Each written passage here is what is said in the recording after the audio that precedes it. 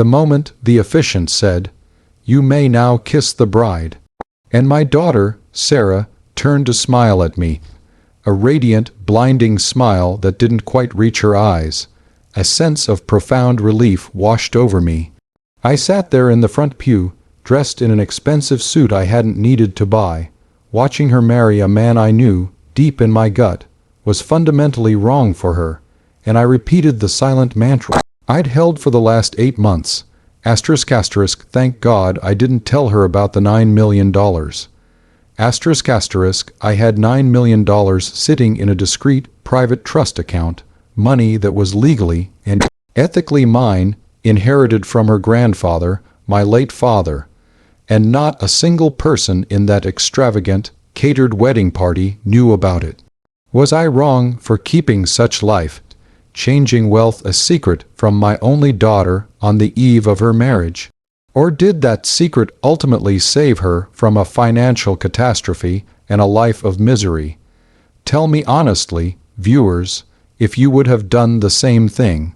To fully understand the gravity of that secret, you need to know the backstory, the slow, painful realization that my beautiful, smart daughter, Sarah, had developed a dangerous blind spot when it came to money and the man she was marrying, Jake. I'm a retired high school history teacher, comfortable but certainly not wealthy. My late wife, Sarah's mother, passed away 10 years ago, and Sarah was the light of my life, my only priority. I spent my retirement savings ensuring she got a fantastic education, and she graduated near the top of her class from a reputable university. She was always focused on her career, but her taste, and Jake's taste was always, shall we say, aspirational. Jake came into the picture about 3 years ago. He was charming, handsome, and immediately started painting a picture of a lavish future for Sarah. He claimed to be an entrepreneur, though I quickly discovered his business was essentially him managing a series of failed crypto investments and trying to convince his friends to buy into various multi-level marketing schemes. He didn't have a steady income, lived primarily off credit cards, and talked constantly about passive income streams and the hustle. From my perspective, as a man who valued stability and concrete effort, he was a walking red flag. Sarah, however, saw him as exciting and ambitious. She started adapting his language, dismissing my concerns as old school fear, and telling me I just didn't understand modern wealth. The shift in Sarah's behavior really ramped up after her engagement. She started viewing everything through a lens of extreme materialism. Their wedding budget ballooned from reasonable to ridiculous, far beyond what either of them could afford. Jake constantly pressured her to ask me to dip into my retirement funds for seed money for one of his ventures. The final straw came during a dinner conversation about their future home. Sarah casually mentioned that they weren't going to worry about a down payment because Jake had a brilliant plan. She looked me dead in the eye and said, "Dad, we'll just figure out where the money is coming from. Maybe Grandpa left you something special, right? You should look into that." It wasn't a hopeful question. It was an expectation, a calculated probe for my inheritance, years before the will was even read. That's when I realized Jake wasn't marrying Sarah. He was marrying the potential of her family's perceived wealth. And Sarah had been entirely corrupted by his financial ideology. She wasn't just in love. She was in love with a fantasy fueled by Jake's parasitic expectation. The inheritance itself was a surprise to me. My father, a quiet man who lived a modest life, passed away shortly after Sarah and Jake got engaged. I was the sole heir. His will reading was 9 months before the wedding. I sat in the lawyer's office, expecting a few $100,000 from the sale of his small home and some bonds. Instead, the lawyer presented me with documentation for a trust fund my father had secretly established 40 years earlier with shrewd real estate investments and aggressive stock management. The total value, liquid and accessible, was slightly over $9 million. I felt dizzy. I was a millionaire. I could have bought Sarah and Jake a mansion, gifted them a perfect, debt-free life, and never had to work again. It was enough money to change generations, and I kept it absolutely silent. I instructed the lawyer to transfer the funds to an account under a holding company's name, an account that was not linked to my primary banking records or visible on any public record. I changed my passwords, ensured the bank statements went to a secured P.O. box, and walked out of that office with the biggest secret of my life. I told Sarah that Dad left a comfortable amount, enough to cover his small house expenses and final bills, which was technically true. I justified the lie by telling myself I was protecting my money from Jake, but secretly, I was protecting Sarah from the kind of relationship that would devour her future. The pressure from Jake didn't stop, even after I gave Sarah a substantial gift, a very generous 5-figure check, which felt like pocket change to me now for the wedding. Jake would constantly drop hints.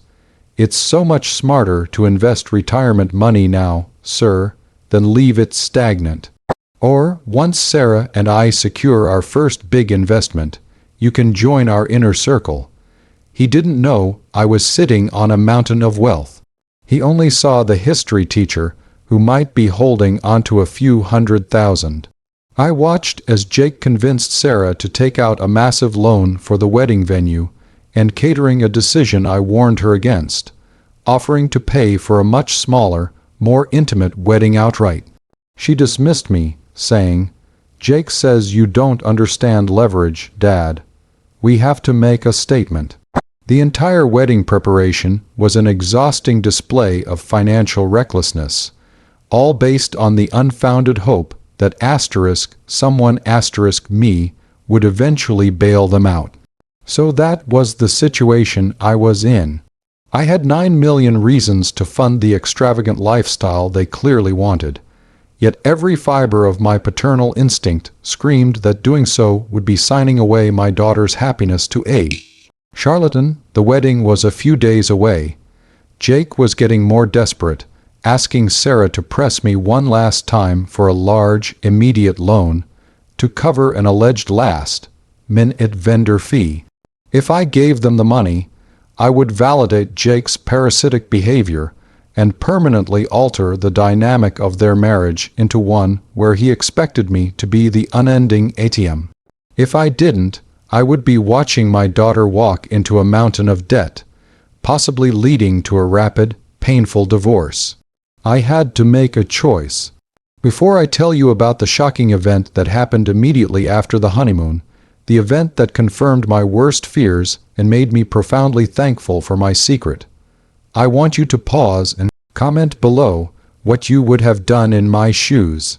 Would you have revealed the inheritance to guarantee her short-term comfort, or would you have held onto the secret, risking her anger, to teach her a harsh but necessary lesson? Tell me. I held the secret.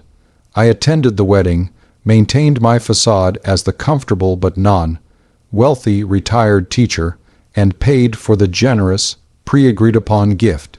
I watched them drive off for their 2-week, obscenely expensive honeymoon in the Maldives, which I strongly suspected was financed entirely by debt Jake had leveraged.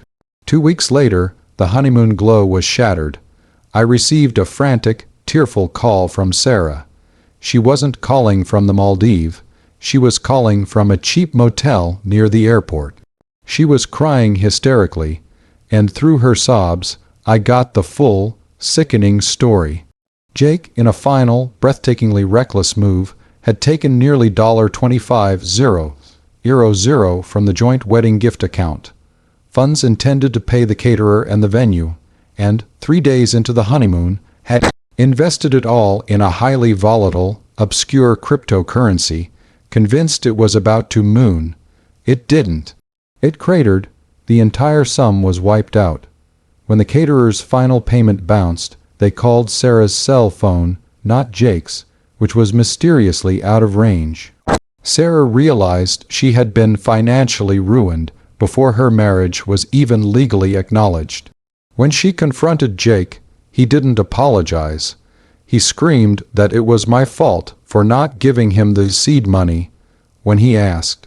He abandoned her at the airport when they returned, leaving her to face the angry vendors alone, including the threat of lawsuits over the unpaid catering and venue fees. Sarah was homeless, penniless, and facing financial ruin, all within a month of saying "I do." I drove to the motel and brought her home. She was broken, ashamed, and finally, she saw Jake for who he was, a self-serving opportunist. She filed for an annulment based on financial fraud and abandonment immediately. The debt, however, was still her responsibility because her name was on the contracts. I watched her struggle for 6 months. She worked 2 jobs, paid back the smaller debts, and saw the true, crushing reality of financial responsibility. It was brutal to watch, but it was essential. She didn't once ask me for help beyond the roof over her head. She finally learned the value of a dollar earned and the danger of chasing imaginary wealth. The climax of the story arrived 6 months after her annulment was finalized. Sarah had paid off the last of her debt from the vendors, scraping by through sheer hard work. She was sitting on the couch, exhausted but proudly showing me the final payment confirmation. I looked at her, at the strength in her eyes that had replaced the spoiled expectation, and I knew the lesson was complete. I closed my laptop, looked her in the eye, and said, "Sarah, your grandfather didn't just leave me the house money. He left us $9 million. She stared at me, speechless, convinced I was joking. I showed her the trust documents, the bank statements, the proof. The relief and joy weren't the dominant emotions on her face. The dominant emotion was a puzzled understanding. She asked, "Why, Dad? Why did you wait?" I told her the truth. I watched Jake use your love as a tool to access potential money. I watched you believe that money was the answer to every problem. If I had given you this money when you were engaged, Jake would have taken all of it, and you would have married him for the wrong reason and lost yourself completely. I couldn't let $9 million destroy the daughter I raised.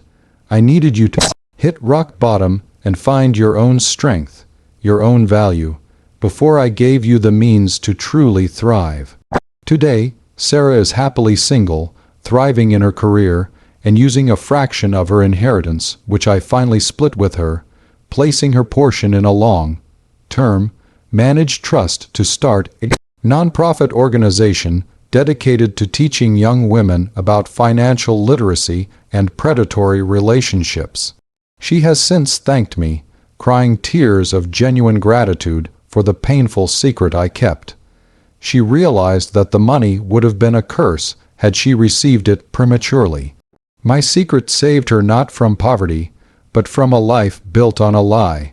So, that's the painful, strange, and ultimately rewarding story of the secret $9 million.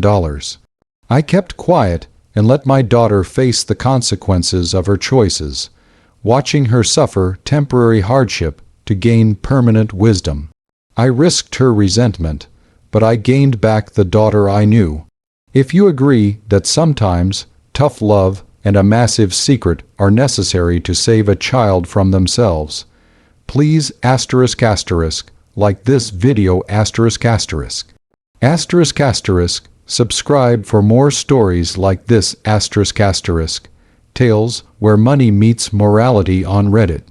And ***, share your final thoughts on my decision in the comments section below. ***, would you have told her sooner, or did I time the revelation perfectly? Let me know. I'll see you all in the next story.